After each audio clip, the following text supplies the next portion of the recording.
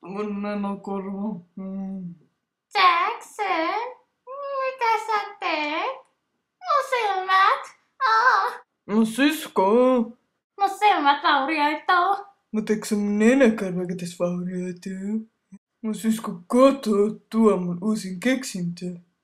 OMG, sä käytit mun rintsikoita. No totta kai mä käytin mun bokserissa tarpeeksi isoja pidikkeitä. Ja kato vaikka, tässä on toinen. Johan poppas. Ja otas, jotain muhii mun päässä. Joo, niin, mä vois vaikka markkinoida näitä, joo. Markkinoida vai? Enpä usko. Mitä?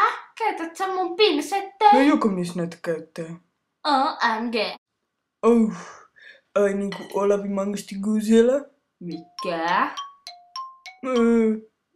Mikä Olavi? Ei se mikään. Mun nenäkarva vaan. Oikeastaan pylly.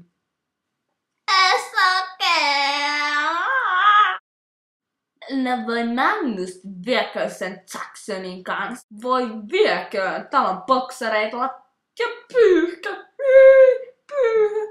Hitsi. Tulee myrkytys. Iso myrkytys.